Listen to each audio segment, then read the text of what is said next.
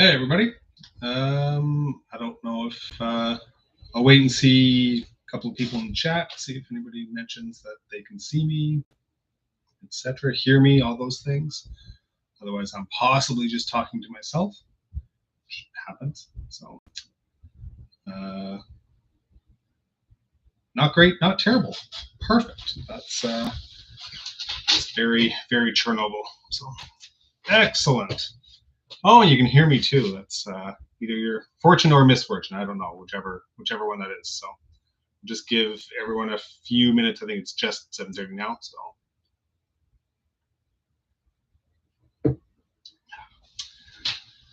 excellent.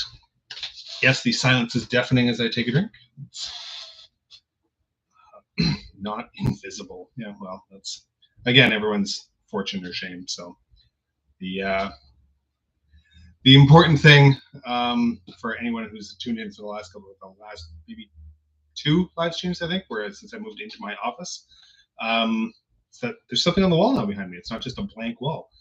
And I have more coming now that I bought a webcam, so I've changed the angle a little bit. It's not just straight behind me. So that's yeah, that's lots of people joining in, making comments, leaving comments. That's excellent. Thank you. I like interaction. 1,001 questions with David. Yeah, that's sometimes what this feels like, but it's it's usually fun. So um, Zero in the Gamer, can you ask a question? Yeah, that's sort of the point of these. For if it's your first time joining in on one of these, typically what I do is sort of chit chat here for a couple of minutes, just wait and give everyone sort of an opportunity to join in. And I do a brief little sort of talk, or I ramble on for a little bit about some subject that people either want to hear about or don't want to hear about, or whatever. I ramble on anyways. And then after I've sort of said my piece, opens up to Q&A, and we can either talk about sort of what my thoughts, what I talked about, or really anything in general. And I, of course, respectfully reserve the right to refuse to answer anything. So it's yeah. So okay, why don't we jump in? So I titled this one. I titled it when I first scheduled this morning. I hadn't even really decided what I was going to talk about, and then I'm not going to say inspiration, or maybe a cop out hit me a bit through the day. That it was probably almost about 4 years ago. I had a joint conversation with Ian Saunders from he's the host of Cold War Conversations, which is a phenomenal podcast for anybody who is into the podcast thing and wants to hear oral testimony, like oral histories of people who have participated in the Cold War, whether that's in a military capacity, civilian capacity, whatever it is. Ian is a phenomenal interview. He really is amazing. But we did this joint session together, where we talked about what we thought were each thought were the most influential, biggest turning points of the Cold War. And I figured, you know what, it's like we've been doing this for 4 years. I've read an awful lot more on the Cold War than I knew about. Not that I wasn't familiar with it, but it's like I've done a lot more in-depth research in the last 4 years over the course of the whole thing. And I sort of came up with a top 5, what I think are the top 5 most important, most influential key turning points. And of course, because I'm a historian, or I pretend to be, I play one on TV. I couldn't limit it to 5. I actually came up with 10. And I really didn't want to decide to pare it down a little bit. And I'm going to list them out in chronological order, maybe give a little bit of an explanation for each one as to why I think it's a key turning point and why it's so important. And you guys can, and while I'm doing this, I'm not, I'll just let you guys know, I'm not going to be reading comments. So if you've got questions or reactions or feedback that you really want me to try and see, don't post it while I'm talking, because I'm not able to read that. I'm not good at doing 2 things at once.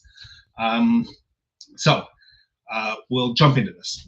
First, I think the first biggest key turning point of the Cold War, assuming the Cold War is from 1945, 1947 through to 1991, that's the time frame I'm working with. We'll set up my parameters. The Korean War. Korean War is the first major significant, really is the first major and significant turning point. And it's for 2 major reasons. The first major reason is it sort of sets up that warfare and conflict through like of the United States versus the Soviet Union wasn't going to be direct facing against the two. It was going to be basically played out through proxies or in proxy theaters if it involved U.S. or Soviet troops. And that's pretty much what held true through the almost the entirety of the Cold War, the entirety of the Cold War period.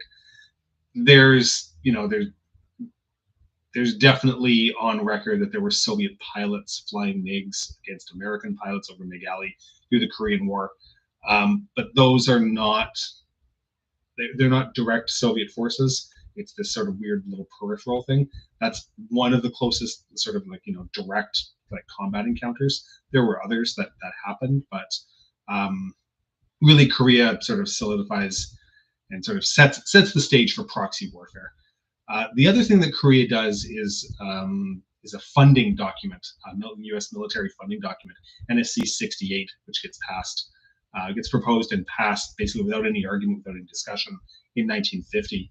Up until from 1945 until 1950, the U.S. military was actually in a woeful state. The demobilization process that had happened after the Japanese surrender and the proper end of the Second World War, the cease of fighting, I should say. At the end of the Second World War, the soldiers wanted to go home, and the armies went from millions and millions of men to just like hack and slash. Like just everyone literally went home. It was a bare bones army, like very little funding into infrastructure, and very little funding into new equipment, research and development, all those things.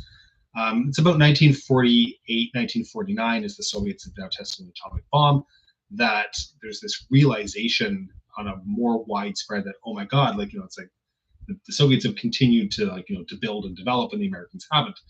And what gets proposed in the early half of 1950 is this funding document to increase the size of the U.S. military and increase spending, especially into research and development and all these different programs. And then when the Korean War breaks out in the summer of 1950, NSC 68 barely gets any even debate. Can you imagine any kind of funding bill at any other time that really doesn't get any kind of debate? It just sort of like passes through the House and there's no question. And it's NSC 68 that sets the spending tone really for the rest of the Cold War. It's not like it's like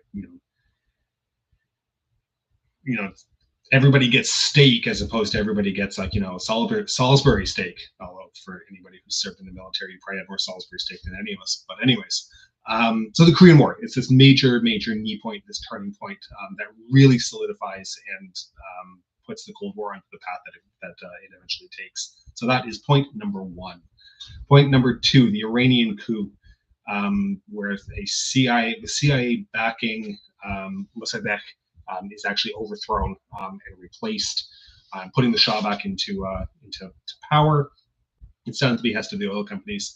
And one of the key turning points is it really does set this example for the CIA and for American policy sort of in general, that forced regime change is possible. There have been sort of like odd attempts like in Albania and a few other places that were to try to use covert forces to enact regime change. But Iran is the first one that's really majorly successful. And of course, then you go on to see it in Guatemala. And it eventually sort of builds up to failed regime change in Cuba with the Bay of Pigs, where that one really is just this catastrophic failure. But it's this major sort of turning point in what the CIA thinks that it can do, because it demonstrates that it can do it successfully. So that definitely sets a tone in terms of the Iran coup. 1953, the death of Stalin. And I'm not talking about the movie. Hopefully all of you have seen the movie. The movie is phenomenal. But Stalin's death, actual death in a pool of urine in 1953, died of a stroke. They found him in a pool had a stroke, found him in his own urine hours later, and he died like 2 days later. But died in a pool of his own urine, just has a nice ring to it. So Stalin's death, that really does end the super aggressive, super paranoid Soviet trajectory that was certainly seen in the early Cold War period. That tone that was set, whether it was the Berlin airlift and the blockade, like all of those things, and it allowed a reformer eventually to come into power, and that's Nikita Khrushchev. So the death of Stalin is instrumental in the Cold War moving from aggressive confrontation to the notion of peaceful coexistence, which was very much championed by Khrushchev, even if he did it in a very, very bizarre and often seemingly arbitrary way. 1956, the Suez Crisis. Suez Crisis is one of the first major steps in the road to decolonization. India, Pakistan had gained independence won their independence in 1947, but that was largely based on pre-arrangement that had been suspended by the Second World War.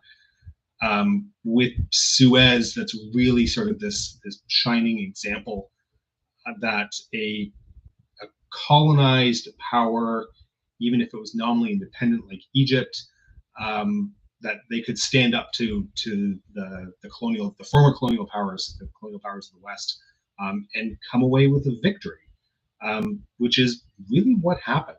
That's and it sets an example for it's no coincidence that 1959 then becomes the first sub-Saharan African country to successfully gain their independence, to decolonize. That's Gold Coast that became Ghana.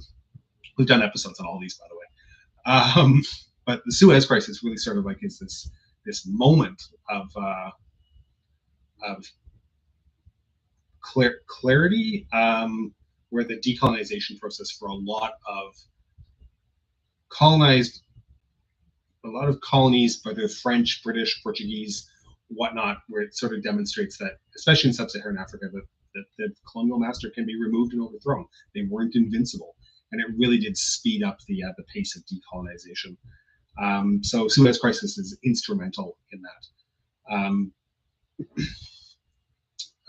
That's point number 4. Point number 5, the Cuban Missile Crisis. How can we talk about the Cold War without talking about the importance and the impact of the Cuban Missile Crisis? Cuban Missile Crisis, 13 days. It really is. It's the single closest to a nuclear exchange that the world has ever come. When you read through some of the testimony from XCOM and like others who are involved, it really is amazing that we're here at all. It was incredibly, incredibly close. I actually read a passage just yesterday, I think, in Daniel Ellis's what is it? The Doomsday Machine. No, not Ellis. Ellsberg. Daniel Ellsberg, who passed away last week. In his book, The Doomsday Machine, where, and I didn't realize this, but Kurt LeMay was actually still advocating to launch nuclear weapons and to bomb Cuba after Khrushchev had agreed to turn things around and to de-escalate and call it all off. The Air Force Chief of Staff was still calling to go ahead and go to war. It is ridiculous how close and potentially devastating we were at that point. The world was during the Cuban Missile Crisis from both sides. And the impact that sort of comes from that is this realization from a lot of people who were involved that, holy shit, we really were that close, and you got to dial things back a little bit. And part of dialing that back includes the installation of a way of communicating between Washington, D.C. and Moscow. All the communication that happened during the Cuban Missile Crisis happened through the embassies, and it was something like there's translation and encryption and decoding, all these things, and there's 12, 14-hour gaps in between messages being sent and messages being delivered. The hotline, which, I mean, we portray and you pretend that it's the red telephone that's on the desk. It was actually more like a teletype machine, because everything was written to make sure that there was no possibility that something could be misunderstood. It was very much like, here's the written text of exactly what was said. that and the sort of the avenue of peaceful coexistence and of détente largely comes out of the after effect of the Cuban Missile Crisis, as people realize and understand how potentially close nuclear exchange actually was. So that's number 5. Number 6, Camp David Accords. The Camp David Accords is the peace that was eventually brokered between Egypt and Israel. And it really is a key turning point. I mean, the Middle East has been a conflict. The Middle East has been a conflict zone since 1945. That's a ridiculous statement. The Middle East has been a conflict zone since, hell, you can go time immemorial. I mean, that's like, one of the crossing. If you want to go look for like a battleground, I mean, that's, what is it, the highest concentration of battlegrounds per square meter or some nonsense. But the Camp David Accords really helped to establish didn't bring peace, certainly, but it helped to establish a more secure Middle East territory where Israel wasn't completely isolated. And it ended up being very much a turning point in setting up Egypt as an American, like quite a firm American ally in the Middle East. Certainly a very important moment in Middle Eastern politics and in global politics. So that's 6. Number 7, the Helsinki Accords. And I'm really looking forward to getting into the Helsinki Accords when we finally eventually get to this. But the Helsinki Accords was an agreement internationally where signatory countries agreed as part of the Accords to respect basic and fundamental human rights, including the right of people to leave the country that they lived in if they so chose. And shockingly for a lot of people, the Soviet Union was a signatory to the Helsinki Accords. And as soon as they signed those Helsinki Accords, the dissident movement within the Soviet Union absolutely exploded, because suddenly, their government has signed off on this and they want to leave. Like, there's the dissident movement, dissidents want to leave, and the Soviets still didn't really want to let them leave. And it gave one more international cudgel for a big chunk of the world to sort of beat the Soviet Union around the head with, saying like, hey, you guys signed this, but you're not honoring your pledge and your commitment to this. And the Soviet response is basically trying to walk this fine path of letting some people go but not others. And it really just sort of exploded and blew up in their face. So Helsinki Accords, and eventually the Glasnost and the Perestroika movement are fueled by, by a lot of this rhetoric that's coming from Helsinki and whatnot. And it really does sort of lead into this arc of the eventual collapse of the Soviet Union. I'm not, before anybody yells at me or starts telling me off or something, I am not suggesting that the Helsinki Accords ended the Soviet Union, but it was just one more giant cudgel where the Soviets were getting beat around the head with. Rightly so. They signed it. It's like you made an agreement, pledge, you got to keep your agreements. Anyways. Point number, what are we at? 8. Point number 8. Gorbachev is, Mikhail Gorbachev is elected as first secretary of the Communist Party of the Soviet Union. After the stagnation of the Brezhnev years in the 70s and the gerontocracy of the Andropov and Chernenko, who were basically, I think, like 2 years of do-nothing leaders, you get a relatively young, mid-50s Soviet leader who believes in the Soviet system, but understands and recognizes that reform is needed and reforms are necessary. And that's what he jumps in to do. And he certainly had the best, I think he's a controversial guy for a lot of people, and I understand that.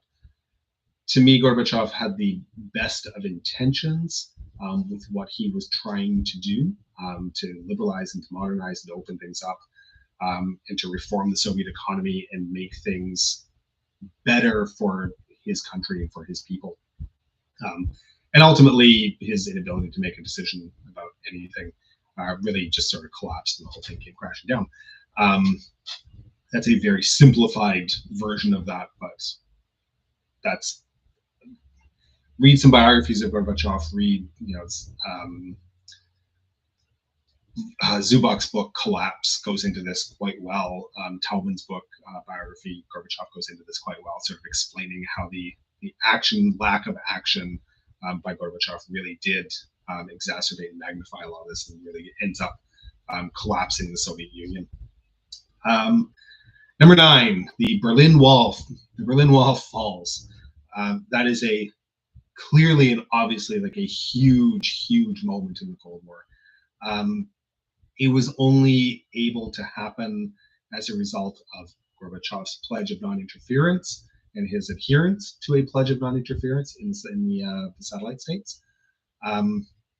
But the accidental opening of the wall in November of 1989, where you get Shabovsky misunderstands and doesn't particularly understand exactly when the liberalization of travel passes is supposed to happen. So he says right away. So, East Germans go down to the wall and say, like, this is what he said.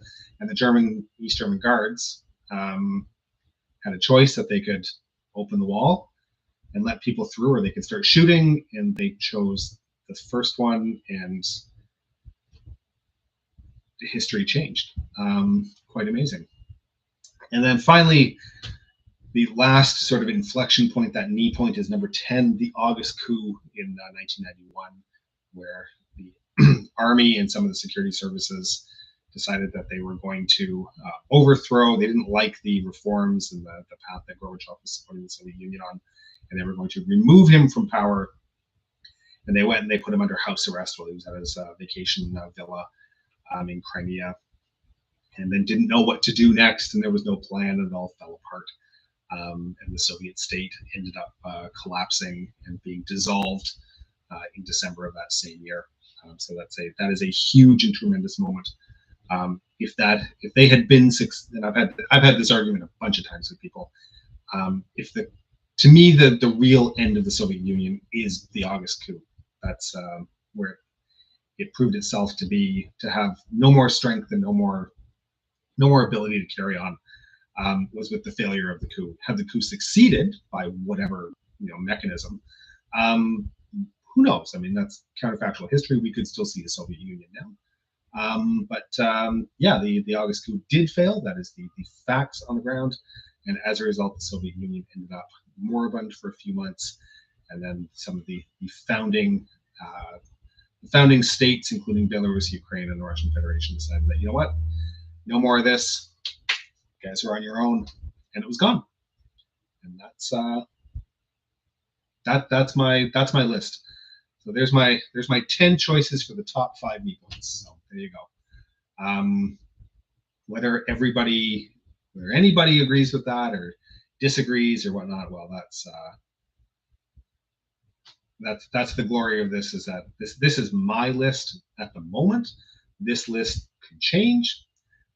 There's some things on this that I don't think would ever change because they're too important, but some things could get moved around. Some things could be replaced by something else. Who knows? There's top 10 choices for 5 slots. So there we go. Hope you guys sort of, I don't know if that was entertaining or you enjoyed that, or it's like I just talked for an awfully long time there. So thank you very much for listening and just sticking around. I'm open to questions. That's sort of one of the other point of this is that sometimes it's nice that people can interact, and let's see. I'll be honest, I am not going to go back and sort of scroll up and see what people have written. I apologize if I'm sure that there's been lots of wonderful banter and kind thoughts, etc., that people have put in here. But I'm going to start from what I can see here, and we'll just kind of move forward. If I'm not addressing your question, please don't spam the channel or anything. I'll try to get to as many as I can. But yeah, that's Emil, do I think the Soviet experiment was doomed to fail? No, like I think people want to. I don't. I think there's this seemingly will in hindsight that people want to say, well, the way that it failed, it was terrible and all these things. It was doomed to fail. There was no way that it could possibly work. I mean, when you look at the facts that I have seen, I don't think it was ever doomed to fail. I think it failed because there was a lack of ability to make difficult choices at key points.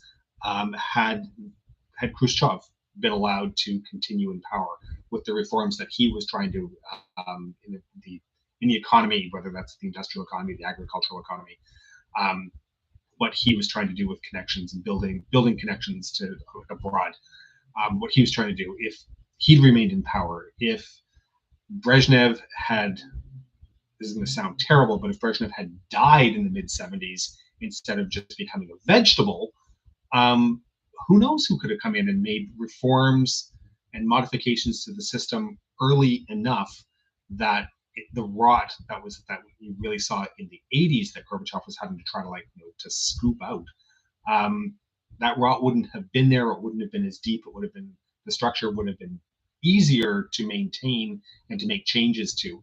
I don't think there's an inevitability to the system collapsing, not in the slightest. Let me look at China. China started with the same system, sort of. Maoism versus Marxist-Leninism. I mean, there's a whole ideological debate that happens there, but there's not an inevitability that it's a socialist system, it's a Marxist system, whatever, that it's bound to collapse. I don't agree with that statement in the slightest.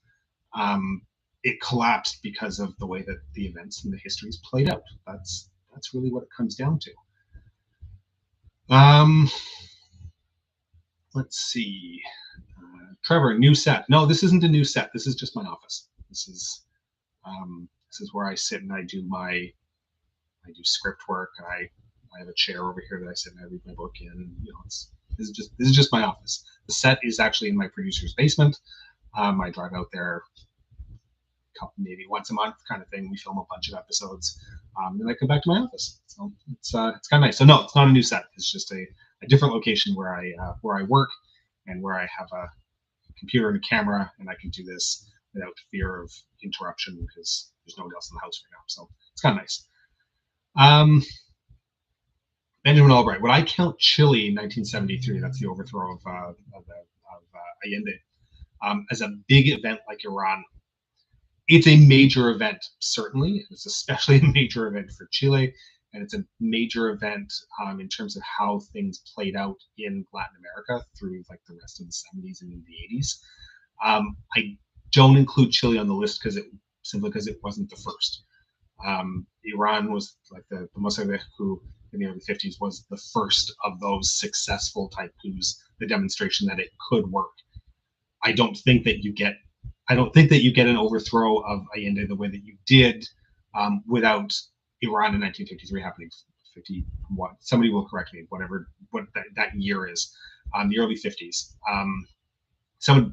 You don't get Allende without having that the Mossadegh overthrow first. So let's see. Coming back to this, there's a lot of big questions in here, and things are moving a little fast.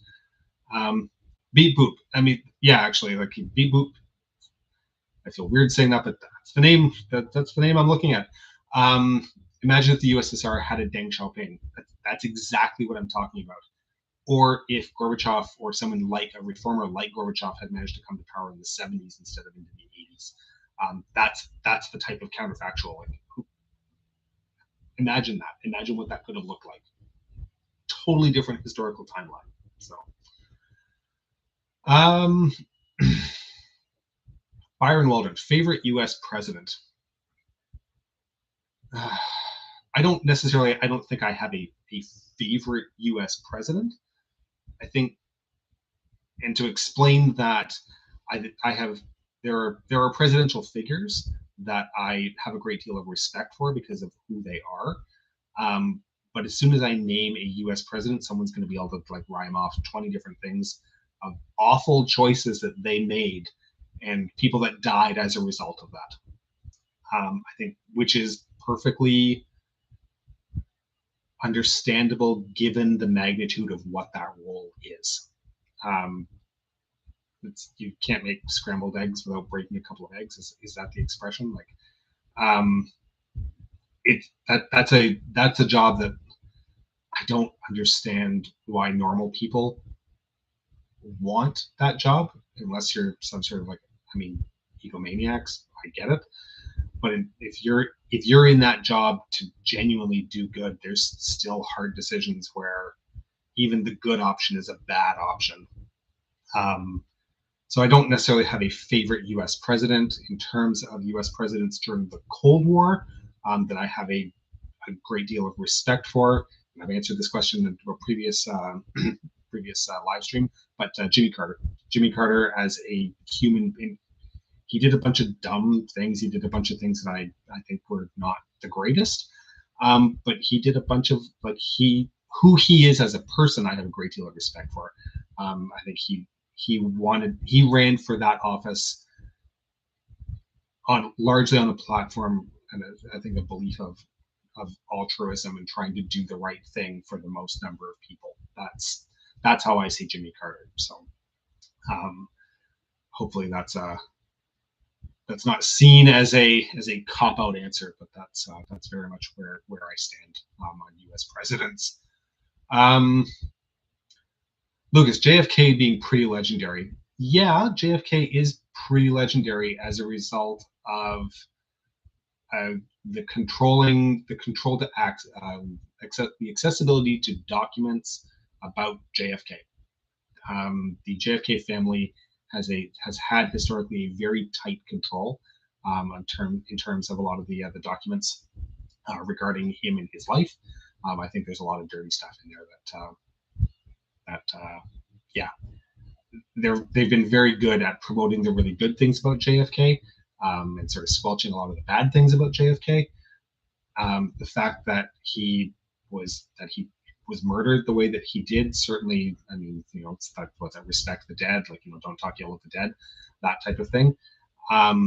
That's a really interesting subject. And that's certainly, as more time passes and the Kennedy family loses or sort of has less direct control over a lot of that archival evidence and a lot of that archival work, there's going to be a lot more JFK stuff that's going to come out, I think, through academic and through popular press. So stay tuned. Let's see. Fire Score Maxima. Will I do a video on America's history surrounding immigration and multiculturalism since we did one with Britain? I don't know that we're going to do one like that on the U.S. And I'll explain why we did one on Britain. The one with Britain was done very much in mind because of the time period that it fits in. The birth of British multiculturalism is very much seen as the landing of the Docking of Empire Windrush in 1948. That was 75 years ago, just the other day. If you haven't seen our video on that, go watch it. It's one of my favorite videos that we've done. And it's this process, this legal process of immigration from the colonies that Britain was allowing over about a 20-year period. And the reason that they did it was to maintain their influence as the process of decolonization was going on.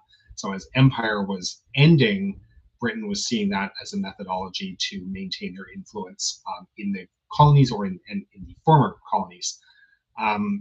The U.S. experience with immigration is different, and a lot of and I mean, keep in mind, we try to pick topics now that are going to get maybe not completely contentious, but a little bit of contentious. The American immigration experience that I'm aware of, and I could be wrong, I'm no expert on this. I actually have a meeting tomorrow night to do some brainstorming on some topics, but American immigration experience through the 50s and 60s does start to change, but I think it's a little different. For us to do an immigration episode on the U.S., I think a lot of people are going to want us to talk about, caravans and illegal, et cetera, et cetera. That episode on Britain wasn't about illegal immigration. It was about legal immigration, perfectly legal. It was all within the balance of the law as the British government had laid it out. So that's just to explain sort of where that's coming from. Could we end up, if I find an angle that I'm unaware of or that that we think will work, then we'll do it. Otherwise, we might not. So that's there we go. Oh, which Soviet leader would I say was the best? I mean, you want to talk about picking, you know, pick which evil person you want. I mean, they all have massive flaws. Um, do I am fascinated by Khrushchev and I'm fascinated by Gorbachev. I think both between the two of them, Khrushchev because Khrushchev is just this really interesting guy. Like I don't know, like he's a peasant. He's an absolute mujik that rises to like the peak of power as a result of the way that history works. Sometimes a true communist believer wants to do the best for the people and for the downtrodden. Genuinely wants to enact reforms and improve life for the people that he's responsible for. But he's also this crazy brinksman. He's like the guy in the guy. He's the guy at the in the bar at the end of the night. That's just sort of like it's like okay, well we haven't had enough fun tonight, so let's start a fight and see what happens. It's just like he's this like really odd mix of like characteristics that you don't necessarily expect to see in the leader of a superpower. And then Gorbachev for a very different set of reasons. I think again, it's like he's a reformer. He definitely had the what he believed to be the best interests of the Soviet Union at heart, what he wanted to do, and it failed in this spectacularly in a history-changing, like an absolute history-changing way, but certainly not for lack of good intentions. Road to hell and all those things, but yeah. Let's see, what else do we have? TC Murphy, am I going to do any videos on the Avro Arrow or the Beaumark affair in Canada? Yes, we will. So for those of you who don't know, I am Canadian. We are a Canadian operation. This is, I live in Toronto area. The air quality today is absolute total shit show because of smoke blowing down from fires in Quebec. Yeah, we will absolutely are going to look at Arrow and Beaumark. I have a lot of my own independent research that I have to do on Beaumark, and I will be folding that up into an episode for sure. I might as well take advantage and see if I can get a little bit of money out of that. So there you go. Dam, who is the person that's asking this question. When do we plan to do videos on Gorby's politics in the 80s? Any estimated dates? No, there's no estimate. We will do them, absolutely, but there's no estimated dates. We started this project almost 4.5 years ago, 4.25 years ago, with the expectation that we would have been done a year ago. And we're just into the 60s at this point. So I hate to break it to you, we're not going to get to that probably for a little while. But in the meantime, you get to see me show up every Saturday for the conceivable future, before I die or something. So, yeah. Now let's see, what else do we got? Go through it. What's the best Cold War book on my shelf? I couldn't tell you what the best one is. Most books are good for different reasons. Some tell really compelling narratives. Some are really good at sort of exposing ideas and thoughts. And I'm not going to say that there's a great book it's like this is the best one, because I think that's selling a whole bunch of other really good books short. I just finished there's welcome to recency bias.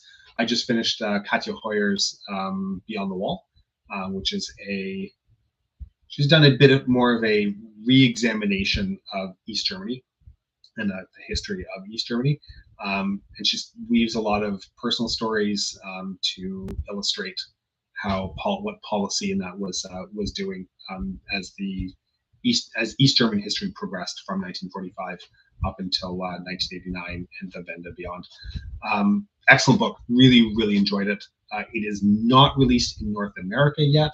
You can get an e-copy, an ebook if you like that sort of thing. But I actually just ordered a copy from Europe because I wanted to read it real bad. But it's excellent. Beyond the Wall by Katja Hoyer. But that's a recency bias. I'm not going to say that's the best one, but it is definitely an excellent book and well worth your time. So, let's see, what else do we have here? There's lots of questions in here, and I appreciate you guys like tossing them out here. I'm just gonna have a little drink.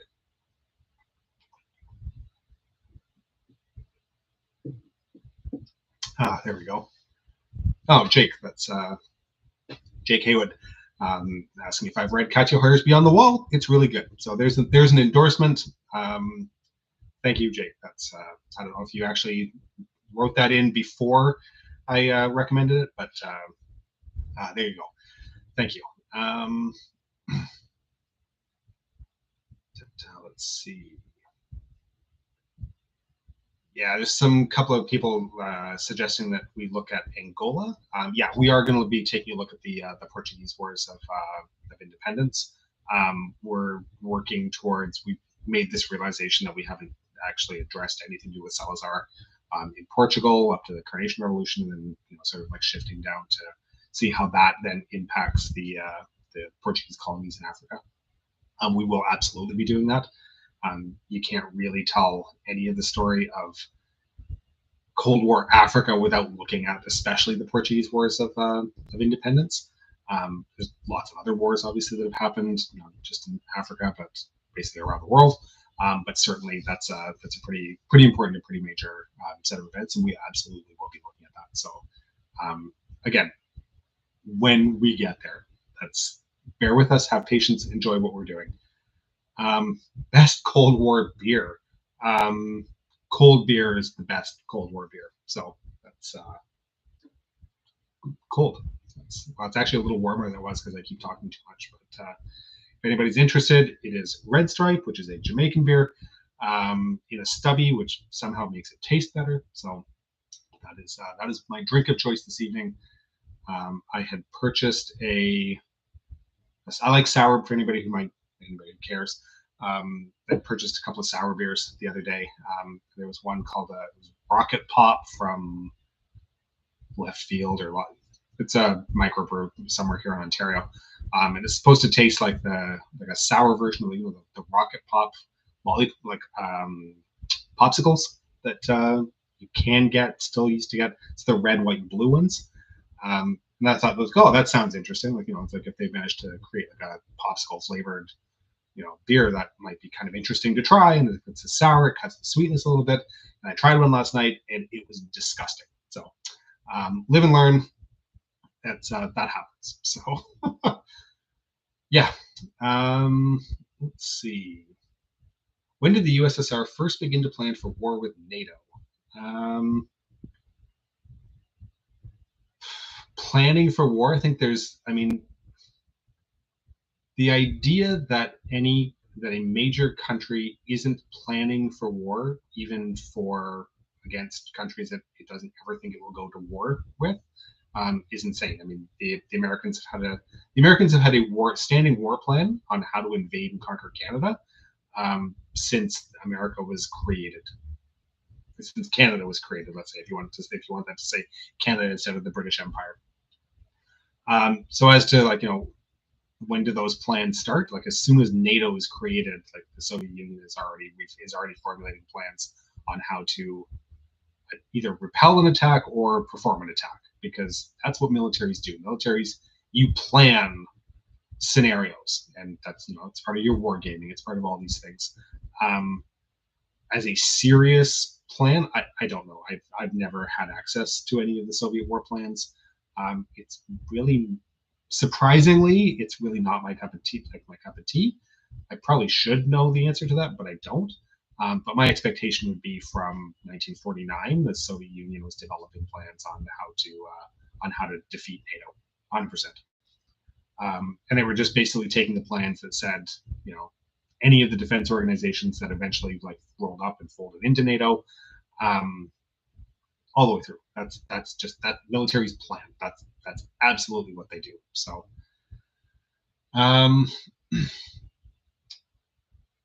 Julio, what makes the Cold War so iconic? The Cold War is a period of time. The Cold War is, it's the It's the post-war period. It's the 50s. It's the 60s, the 70s, the 80s. It's an impending sense of doom and gloom and death. More so the farther into that time period that you go.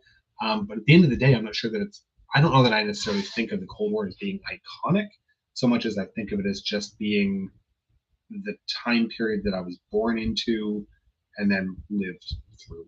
That's very much how I see it. There are iconic moments of the Cold War, and I ran through 10 of them at the beginning of this. And there's lots of other like iconic like events and things that come from the Cold War. But in terms of what makes the Cold War iconic, like I don't know that there's an answer to that. If people have suggestions, please toss them in. I'm happy to. I'd be happy to see what thoughts other people have.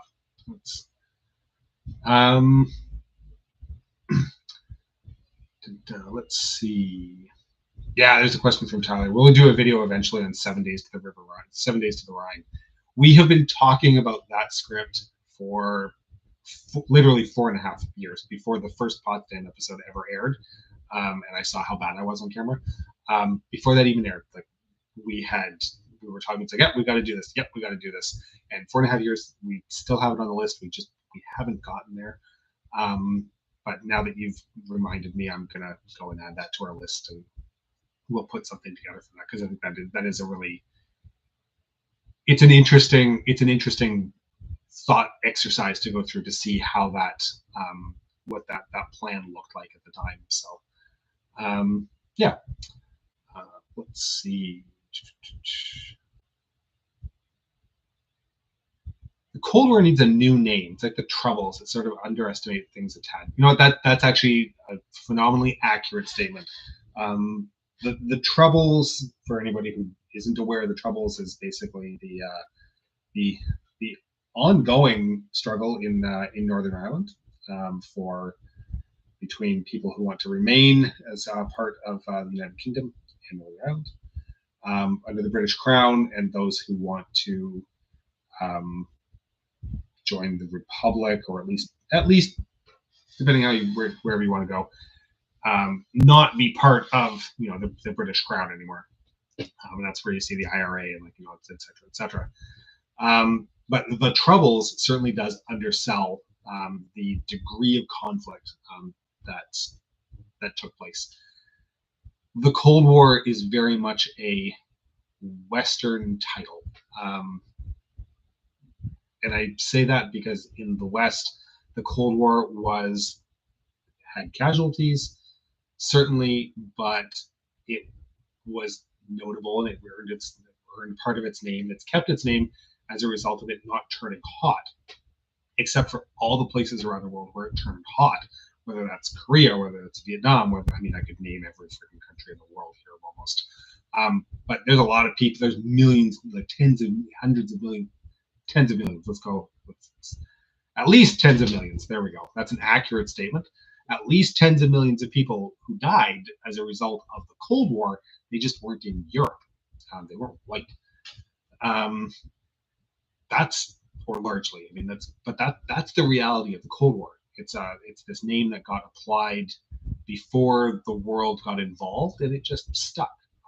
Could it be renamed? Yeah, I guess it could be. I don't know what you'd want to rename it to, and I'm sure the people would lose their minds that we're rewriting history by trying to come up with a different name. But and I'd have to change the channel name, and I don't want to do that. Please don't make me do that. So, yeah. Let's see. Sorry, Emil. What was Japanese USSR relations like during the Cold War? That's a really fascinating topic. There's a deep trade relationship that exists, that developed eventually between the two countries, starting from the 70s. There's a lot of trade, especially in electronics, that developed, and the Soviets loved being able to access even limited access to Japanese technology. The Soviets were never good at miniaturization. That was a very difficult struggle in the Soviet Union, was the feature of miniaturization that the Japanese were perfecting through the 60s and 70s, and where you really see that boom in the 80s. So being able to access Japanese technology. But on the other hand, there's a geopolitical aspect. Let's go with that. In that there's how many bases, U.S. military bases in Japan on Japanese territory.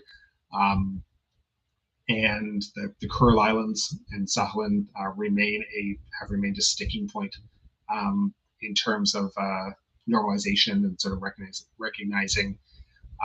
It's always until that is settled.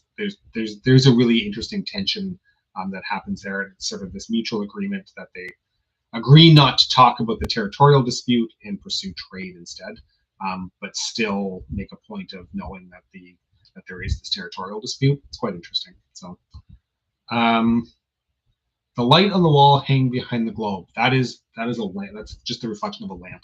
So, but if I turn the lamp off and it gets really dark in here, the light's kind of weird. I have to play with the lighting in here to see if I can figure out how to not have this big bright spot here.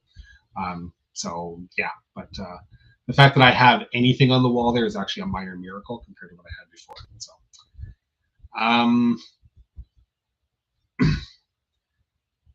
Yeah, let's see.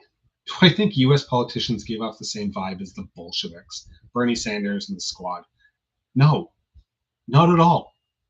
Like the idea of anyone like looking at Bernie Sanders or AOC or any of the other like the Democrats and saying that they're the same as the Bolsheviks means that you have a fundamental misunderstanding of who the Bolsheviks were and what they stood for and what they wanted to do and what they did, versus what the Democrats are looking to do now. That's a really plain and simple answer. David S. in the dark. Ew, that's OnlyFans coming next year. No. Let's see. What was East Germany's relationship with North Korea? I'll be honest, I have absolutely no idea. But it's an interesting segue. It's an interesting segue simply because like North Korea's relationship to anybody has always been particularly strange. North Korea, since the establishment of Juche, at this autarkic, as much as possible strategy where they want to do it themselves, and they don't want to rely on the Soviet Union. They won't be reliant on any other power. Has very much meant that they never have had super deep, strong relationships beyond with any real country. This is my understanding, anyways. Beyond what they can receive from that relationship. Yeah, that's actually a really interesting question. North Korea is this standalone. Look, I mean, there's a reason they call it the Hermit Kingdom. I'd love to go see it. I think that would be absolutely fascinating, like a real window into strangeness. They're going to watch this, of course, before when I apply for a visa or something and say, no, you can't come in because you're an idiot. But that's a country that's always sort of had this real passing. I'm not going to say it's like a dream of mine to go to North Korea because it isn't, but I think that'd be a really interesting window to see the other side. Yeah, that would be. So in terms of the actual question, do I know what the relationship was between East Germany and North Korea? No, I have no idea, to be honest. But I can't imagine that was particularly deep or particularly strong, simply based on how the North Koreans viewed anybody who wasn't North Korean inside that security fence, that security boundary. So,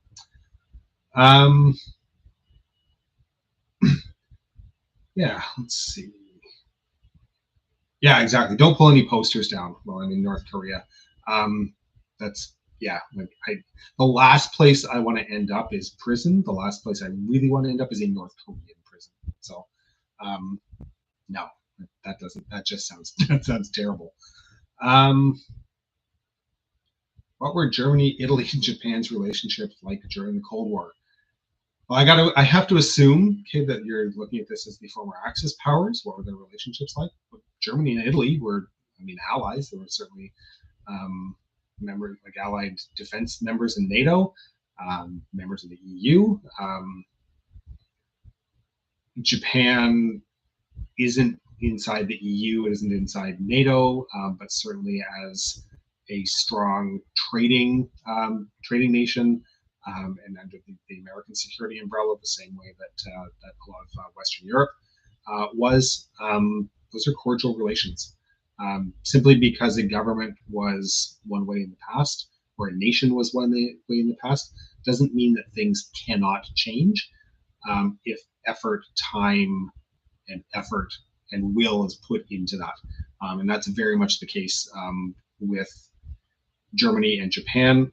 I don't know enough about Italy in terms of its denazification isn't the right word, but the Italy's sort of a weird case after the war, anyways, because they were allies. Technically, they were allies at the end. Not really, but they were allies at the end. So yeah, so I shouldn't necessarily talk too much about like how that de-fascistization process worked in Italy, because I don't know too much about it. But certainly, the other two countries are very much proof, or certainly a good demonstration, that changes in a society and culture can be made. Yeah, what do I think of the fact that when Cuba gifted an island, I think that's Thalman Island on off the south coast, when they gifted that to East Germany, the East German leadership gifted Castro a teddy bear. I think that sounds just about right, because you can do as much with that island. Ernst Thalman Island, Ernst Thalman Island, I think, and it's still technically part of Germany. Technically, you can't do anything with that island. Same way that, that East Germany, that Cuba wasn't going to do much with that teddy bear. So, is that a fair trade? I don't know. Are the Germans using that island as a claim for international waters and fishing rights and mineral rights? I don't think so. Maybe that would be an interesting legal case, certainly. Yeah. Let's see. Where are we here? Toshiba during the Cold War, its relations with the USSR and the GDR and the Stasi. If there's a sort of a subtext to that question, Blitzer, I'm unaware of why, if it's Toshiba specifically. I know the same way that the Soviet Union coveted certainly certain specific Western electronics. The East Germans did the same thing. Yeah, if we were ever to look at Toshiba, we likely wouldn't be looking at just Toshiba specifically. It would be Japanese relationships to the Soviet Union, or to some of the former Soviet republics, or to the satellite states. Yeah, that's. Let's see.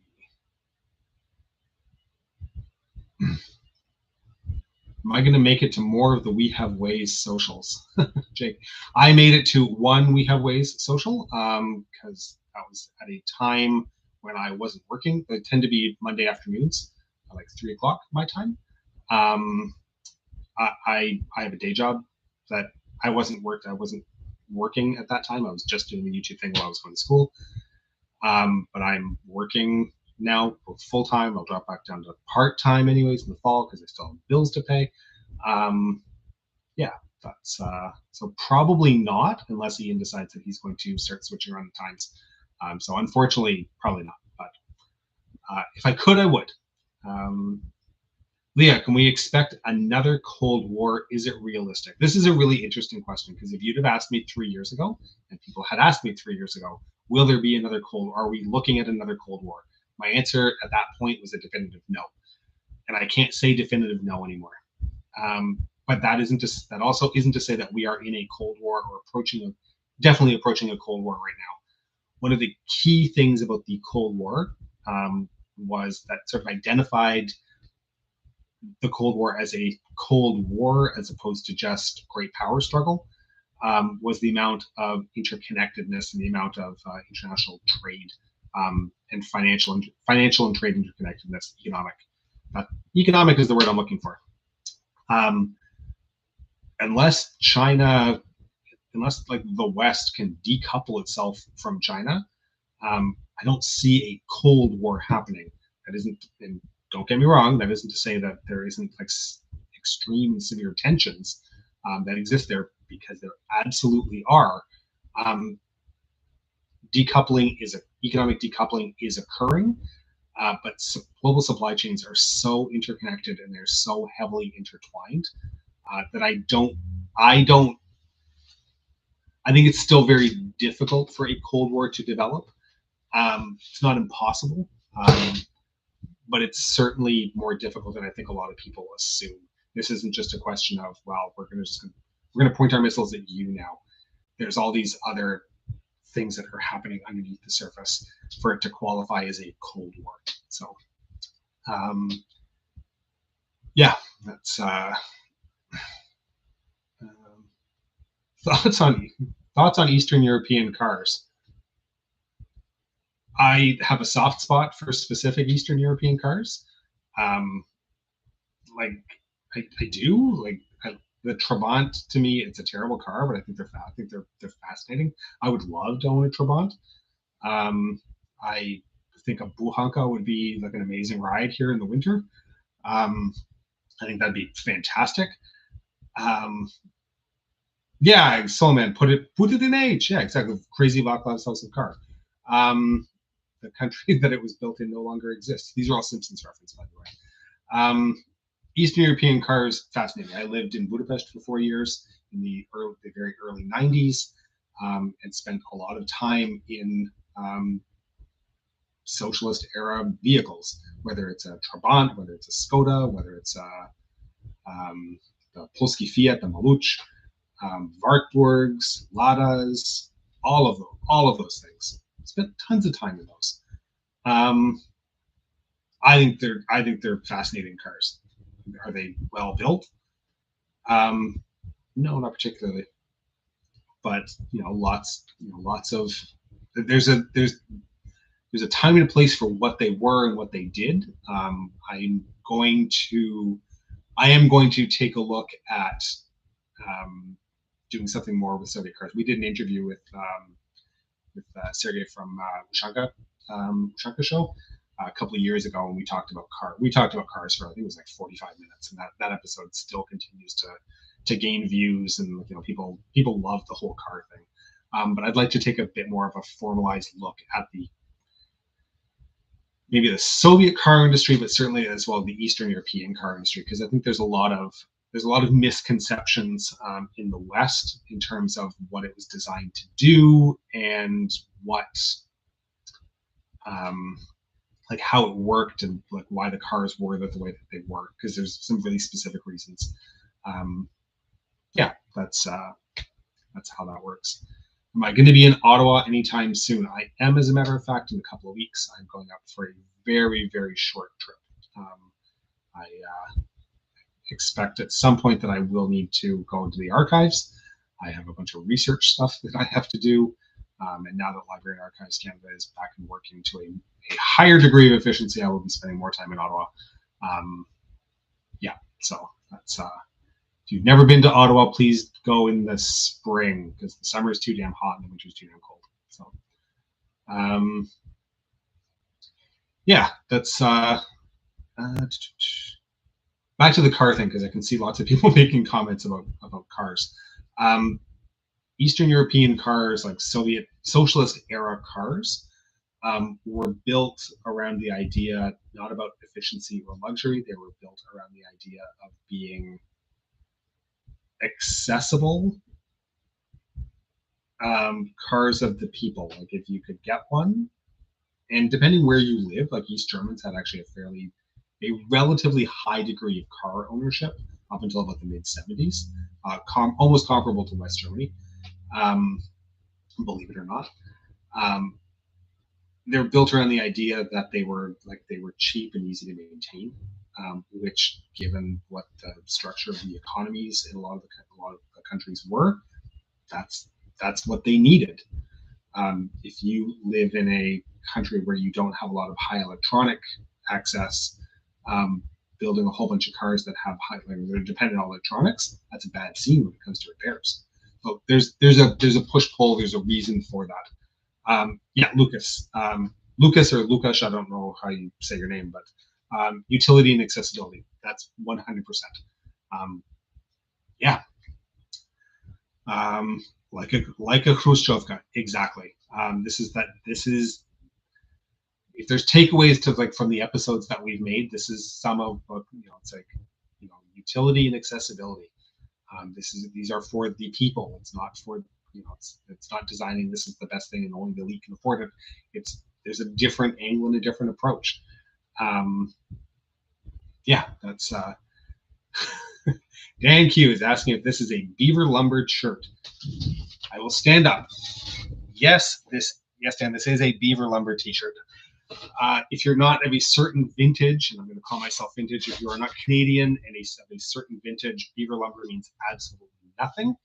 However, Beaver Lumber was a hardware store across a good part of Canada up until the I think 2000, give or take. Then they were bought by another lumber hardware store.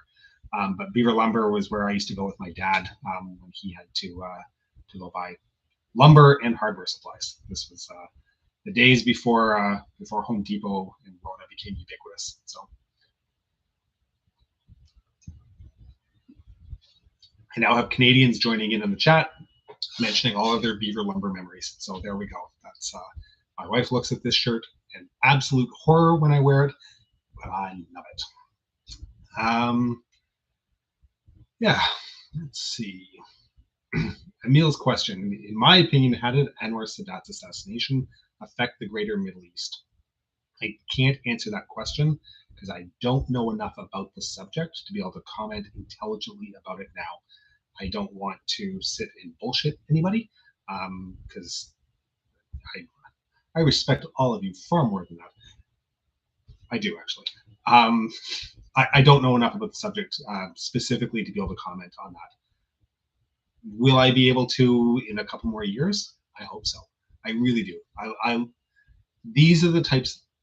Here's another insight on this. These are the types of questions. These are the type of exchanges that I love because it gives me ideas and it lets me know what I don't know anything about. And that's fuel for me to go and find out and sort of we do more research and explore a topic and see if it's, we learn things from it. There's a feedback loop that comes from this.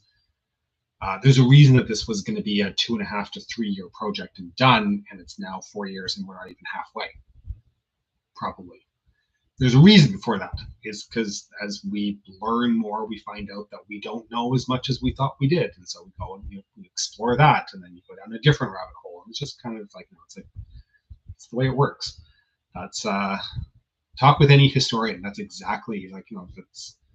Research takes 3 times as long to do anything because you find something that's interesting, you chase that piece of information down the rabbit hole. It has absolutely nothing to do with what you started with, but it's amazing where it can take you. Wikipedia is like that. Actually, I'm sure that every single person in here has suddenly found themselves on Wikipedia at like 2 o'clock in the morning reading about tardigrades or some nonsense, and you have no idea how you got there because you started off by doing research on like how the Berlin Wall was built. But that's sort of how things go. Yeah, Jake, Dunning-Kruger, it's like you think you know everything, and then suddenly it's like you hit that point. It's like, oh my God, like I actually know nothing, and I'm still somewhere in that know nothing period. Like I love that. I love not knowing something because that's an opportunity for me to go and discover something new and to figure out to do all that. And I have notebooks full of. I'm old, so I have a nice, comfortable pen that I use. I take notes from books and my e-reader and all those things. So, and you go off into these weird and wonderful places and you find out and learn all kinds of new things. And I can't share it with my wife because she doesn't care. So I'm here to share this stuff with you guys. Yeah, that's the more you learn, the less you know. That's exactly it. So. Let's see, 10 more years. I don't actually, Sista, I don't know if you're actually referring to this channel being on for another 10 years or that's a separate conversation, but Oh, that's a spooky offering to be my wife. I'm good. I have a wife that I love very much, and I'm happy. Thanks. Appreciate the offer. So let's go with that.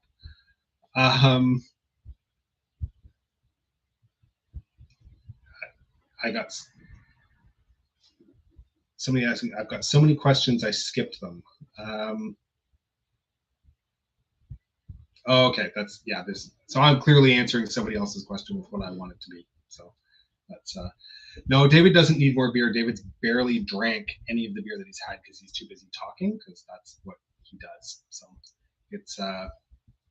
it's July 1st this weekend, which is Canada Day. We get a nice long weekend here. We get Monday off that I don't have to go and do my day job. And I will probably sit and have a few drinks and do some have a barbecue and do all those nice, lovely urban Canadian things that we do when we don't have to go anywhere for the next day. So.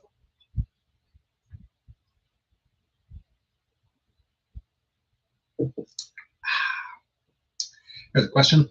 What's my opinion of the Cuban Revolution and Fidel Castro? We've done lots of episodes on Fidel and Cuba, and we'll do several more still. People are quick to shit on it here in the West while completely forgetting how terrible conditions were under Batista and U.S. imperialism. I'm going to sound like a Cuba apologist, which, and anyways, that's Cuba under Batista statistically had an incredibly strong economy and incredibly strong development numbers when you looked at it on paper. The challenge with looking at just the numbers is when people gloss over how that economic wealth was being distributed. So much of that wealth was never made it to the Cuban people. It went straight back to corporate ownership in the U.S. And what stayed in Cuba stayed with the 1%. It stayed with the elite. Like 40% of Cubans in 1959 were illiterate. And that doesn't mean that the other 60 were sitting there reading Tolstoy. That's 40% were illiterate and unable to read. That's a really high number, by the way. Education was poor, economic opportunity was poor. All of those things. And then you have a dictator on top of that. I understand why the Cuban Revolution happened. Did it fail the people afterwards? Depends on what metrics and what measurements you want to use. It's one of the single most literate populaces in the entire world. People have access to high quality education. They have a lack of access to goods. In a lot of ways, it is a police state. There's a whole lot of things that go on there. To say that something is, it's like people want to make a binary decision. Is it good? Is it bad? It's really difficult to do. Knowing the facts of where things started, knowing the facts of where they've ended up. There's an eternal debate, and you're going to get different answers from a lot of different people depending on who they are. If I was to sit and say a lot of these things in South Florida, my chances of getting out of that conversation without, at the very least, a black eye would probably be pretty slim. So, yeah, that's what do I say to that? So, Fire score maximum. I think I saw this question earlier and it scared me, so I moved on. How did the Cold War impact the conversation surrounding capitalism, corporatism, and anti-capitalism, pro-socialist rhetoric and sentiment today? We still see this thing that's occurring now, and it's certainly, it started a long time ago, and we saw it flash up through the McCarthy period, and it remained a consistent feature throughout the 60s, the 70s, the 80s. Less so in the 90s, but we've seen a revival of it certainly in recent years, of everything that I don't like is communism. Everything that I don't like is, it's painting everything with the same brush. Everything that I don't like is, capitalism. It's this name calling that at the end of the day in my opinion, doesn't serve anybody any good. Simply because somebody is on the left doesn't mean that they're Trotsky, that they're an anarchist, or that it's that they're looking to overthrow the system. It might just mean that they believe in the quality of humanity, that they believe in equal human rights, that they believe that social assistance can actually help like lift people up. By the same token, it's like on like it's when you see like tanky is the word that keeps getting tossed around, but we see tankies accusing those on the right of like, oh, well, you're all neo Nazis, you're all like, like members of the KKK, and you're like horrific racists, etc., etc. Like it doesn't applying labels, like these binary labels like that, doesn't end up doing anybody a lot of good unless, of course, they actually are Nazis and racists, or it's like on the flip side that they're anarchists and they're looking to like overthrow the system, etc., etc. But those are fringe. I mean, some of those fringes are getting, unfortunately, some of those fringes are getting a hell of a lot bigger than they have been certainly in my lifetime. But the same slurs that were used, to paint left and right, that were used in the 50s and the 60s and the 70s, are still being used today.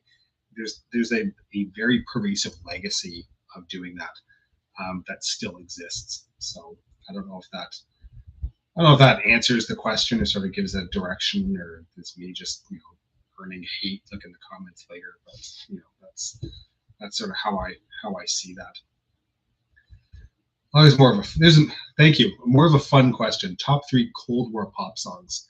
99 Luftballon by Nena. 99 Red Balloons by Nena. It's a joke. Because the English one is terrible. 99 Luftballon by Nena. There are a ton of like Cold War pop songs that are out there. That if you were alive in the 80s, especially, that's what I'm most familiar with, simply because that's when I was a kid. Land of Confusion it was Genesis. The video for that is just phenomenal. Absolutely amazing video. Russians by Sting is actually a really good song. I don't think this is a very good song, but Nikita by Elton John is fun. We Didn't Start the Fire by Billy Joel. Yeah, I guess that is all Cold War history. I don't think of that as being Cold War history because it's not about nuclear annihilation. I think there maybe actually he does reference the H bomb in that. So yeah, I mean Billy Joel's "We Can Start the Fire" is certainly applicable. Yeah, there's a lot of, you sort of drop that on me quickly, and I can't think. You ever get asked a question, and you suddenly draw a complete blank? That's exactly what's just happened. That's just exactly what just happened to me there. But that's "Holiday in Cambodia" by the Dead Kennedys. That's a fun little tune. Yeah, there's lots out there. Just if you go digging a little bit. Back in the USSR, yeah, yeah. I mean, you guys can fill this up. Weave Destruction by Barry McGuire. That's a great tune. There's as I said, there's a ton of stuff out there. And then there's like the whole, all the Vietnam era music, like the protest music. That's all Cold War stuff as well. There was a Family Guy that was making fun of Fortunate Son as the Vietnam song. Like, as soon as you hear Fortunate Son playing, then you're gonna have a chopper going across a rice paddy. Yeah, that's like everyone's got like lists coming up here. Like, this is where I want to start. I should be screen capping this. Yeah, that's pop culture is a fantastic way of measuring or examining what's happening within a certain like time period. And the Cold War is no different. The types of movies that you see the types of movies you see being created in the 50s are certainly different from the 60s. Hollywood, especially. I can speak to Hollywood. I can't necessarily speak to anywhere else.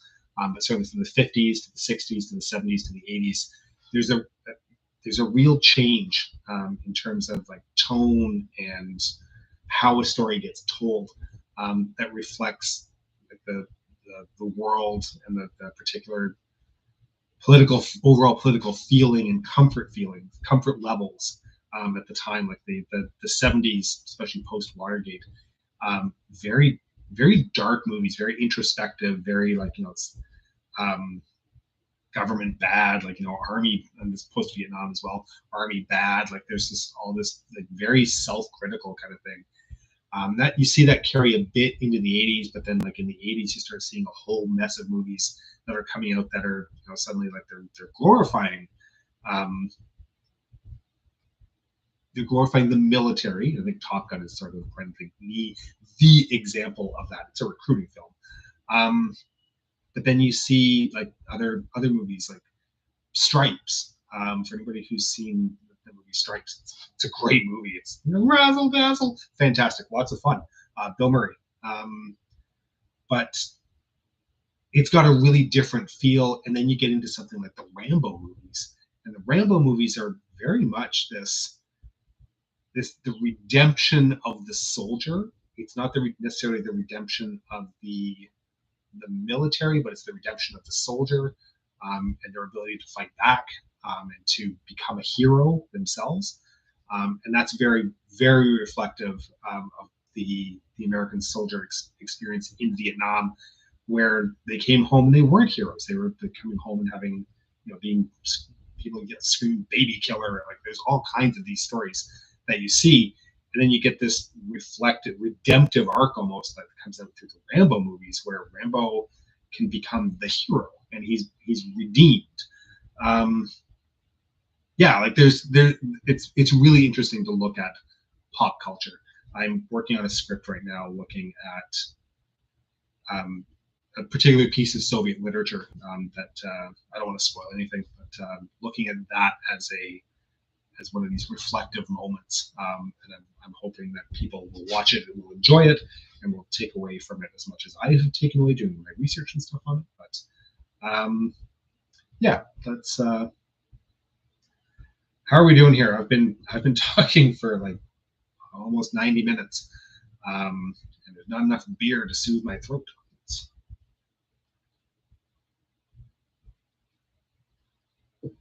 T. Endo just popped in to say that he really appreciates, or she appreciates, the work that we do and the team, the work that we do.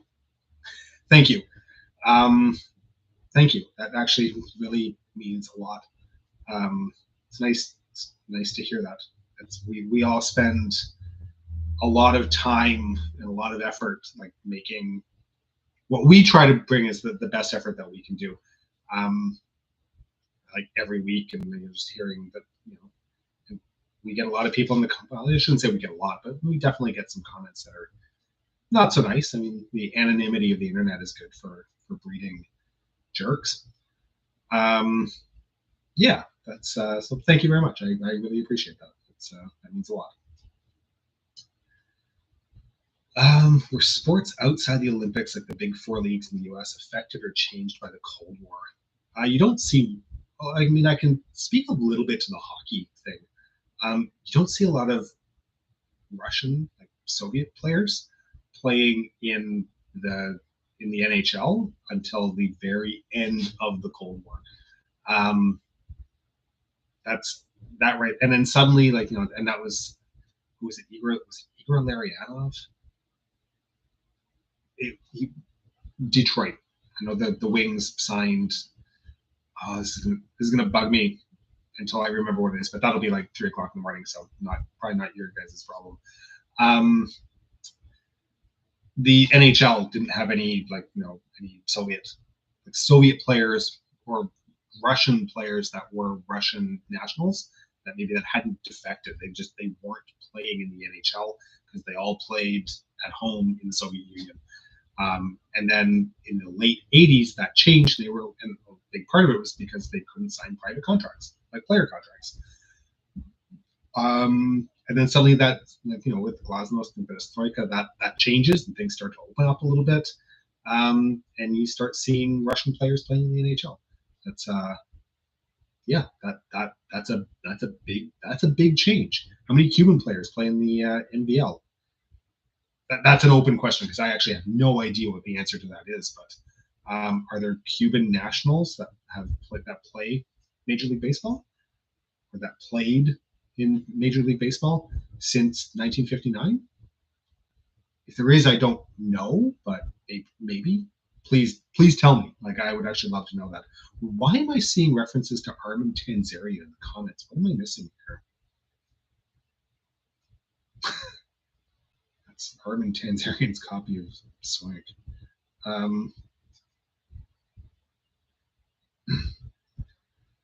Smeghead, your comment. The USSR invented the use of anabolic steroids in sport.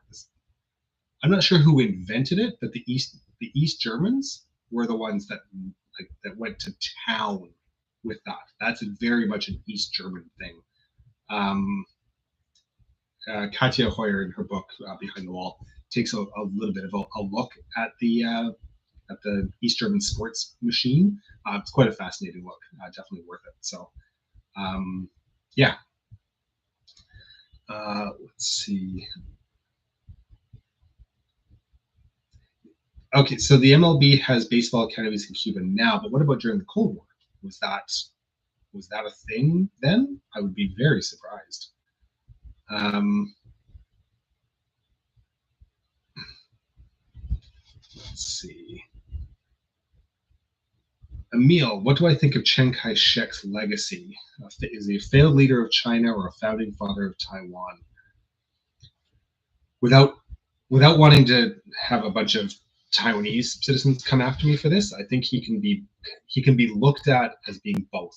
He was absolutely a failed leader of China in the way that he failed during the Civil War, but he's absolutely a founding father of the modern Republic of Taiwan through brutal and authoritarian means, as we've outlined in our episode on the White Terror. But I mean, again, it's this, it's like people want to look at history as being a binary thing. It's one or the other. That's not the way it works. Things aren't black and white. Things are shades of gray. There's lots of different ways that you can look at that based on whatever metrics you want to look at, and you can make the argument both ways. He can be both. Yeah, that's. Let's see. Jake, have we done a video on the Chinese Civil War? We did. We did that in the very early days of the channel, and I keep thinking that we really should go back and expand on our video. I've thought about doing this with a few different topics, going back and revisiting and re-expanding based on more and better knowledge than I have now in terms for contextualization. So it's not that they were bad. It's not that they were bad episodes, but I think we sort of lacked some of the proper contextualization that we're able to bring to things now 4 years later. So, yeah, that's. Have I seen the movie Death of Stalin? Yes, absolutely. That is a phenomenal movie. Everyone should see it. It is absolutely phenomenal. And there's lots of little things in that if you know to look for them, that they're there. If you don't, it kind of might blow right past you. Like the accents that the actors are using in the movie are all reflective of the different accents that the different members of the Soviet historical equivalents would have had. So the English actors with different regional accents are portraying Soviet citizens that all would have had different regional accents. And that was a very deliberate choice that was made at the time, which I think is one of those nice, subtle little touches that I only know about because someone actually explained it to me. But now that I know that, it's like one of those little, I got to share that with people that might find that interesting. So, there go the sirens. That would be the. I'm assuming that was probably a police car going by, but off to do cop things. Have I ever been or seen Lenin's mausoleum in front of the Kremlin? I have seen it. I have never gone in. Anytime that I was ever on Red Square, the line was too damn long, and I'm too impatient to have lined up to see a shrinking mummy. that's the long and the short of it. I have seen the mausoleum. I have stood in the middle of Red Square on multiple occasions. I have been to a Bryan Adams concert in the hall, the grand hall of the Palace of the Kremlin, which was a really weird and surreal experience, but that happened. So yeah, like I've seen the mausoleum. I have never been in. That lineup really was too damn long. It stretched out and all the way back around the wall to past the hole where they shoved Stalin's body. So yeah. Well, that's an interesting question. I don't know. It's an interesting question. I don't know if I'm qualified to answer it. After hosting so many episodes, do I have any philosophical conclusions on mankind? Does victory justify all means? Do I have any philosophical conclusions on mankind? I don't think my position has changed any since when we started this channel. Is that we're all people, we might have different ideas, and we might have look different, and we have different skin color, hair color, eye color, all those different things. Some of us are tall, short, fat, Mensa, whatever. At the end of the day, we're all people. Like, people want to be, they want a peer group. They want to be accepted. They want to be loved. Sounds so trite, but like you want to be. People want to be cared for. They want to know that they have some degree of security, and comfort, and it's those types of things. And we're all the same. You can go anywhere in the world, and those are those are really core basic things. I've been to a bunch of different places in the world, and there's absolutely nothing that I've ever seen or done or experienced that's led me to believe anything different from that. Look, another siren. That's where I stand. Is that philosophical? I don't know. I think that's maybe a little trite, but at the end of the day, we're all just people trying to live our lives. That's what it comes down to. Would I like my body preserved like Lenin's? I don't think my wife wants my body preserved like Lenin's like that. The dude gets the guy gets a chemical treatment every couple of years, like where he's like redoused in niter or whatever the hell it is, and he shrinks a little bit each time. So however tall Lenin used to be, like at some point he's going to be like the size of a football, and maybe at some point they can go out and have a kickabout with like Lenin's mummified body on Red Square. Yeah. That's clearly this conversation is going off the rails at this point. I really should probably wrap it up and let you guys go and enjoy the rest of your evening or morning or afternoon or whatever it might happen to be at that point.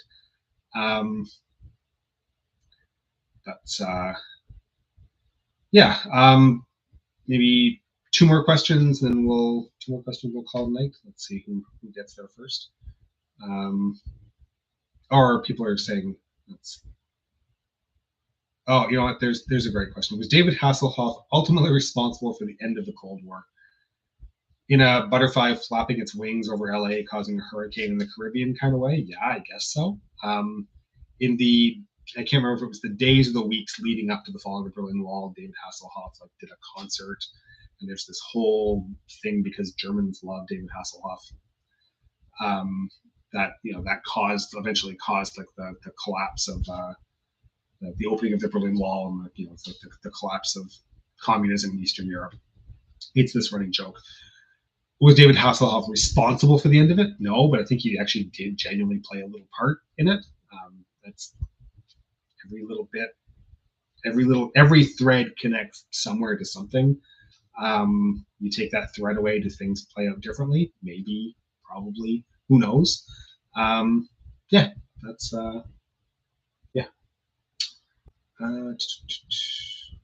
let's see.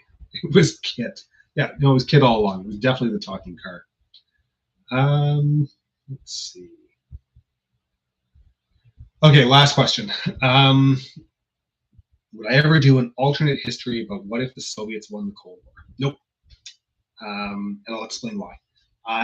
As I've mentioned in the past, I don't like alternative history, and this ties into what I was just talking about. Alternative history can be a useful tool to examine like the surroundings of an immediate situation, like within the space of like an hour, 2 hours, a day, whatever it is in the time frames that you're sort of working with. But at the end of the day, you can maybe have a good guess as to what might happen within whatever that short time period is. But then the decision that stems from that, or the decision that stems from that, you start getting into so many branching different possibilities, the world of chance, there's all these different factors that start playing in. That alternative history, to me, it turns. I don't find it particularly beneficial because most of the time it ends up turning into wish fulfillment. This is what I wish could have happened. So I will, it's like I will play a choose your own adventure, and make sure that it's like I figure out where I want to be, and those are the choices that I'm going to end up at.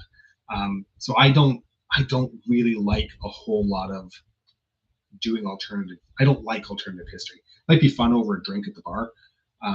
Say, saying you're just sort of shooting the shit with your friends, or the other nerds, or whoever it might be that you're like.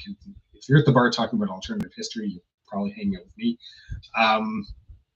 But in terms of like an actual serious analysis of it, I don't find that there's a lot of benefit to it, simply because there's no way to take into account all the different factors to come to any kind of reliable conclusion. So that's my that's my thoughts on that. Is that ultimately it just turns into wish fulfillment. So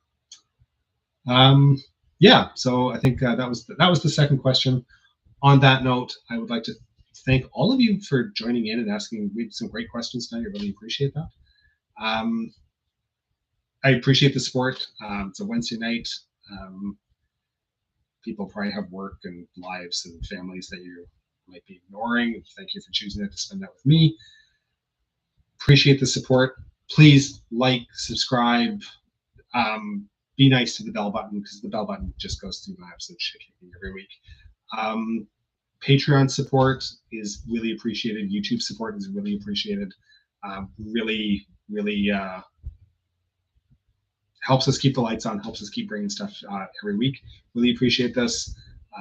That's all the nice things there. As we've said a couple of times through this already, history is it's never black and white. It's always shades of gray. And with that, I will say good night to all of you. Good night, everybody.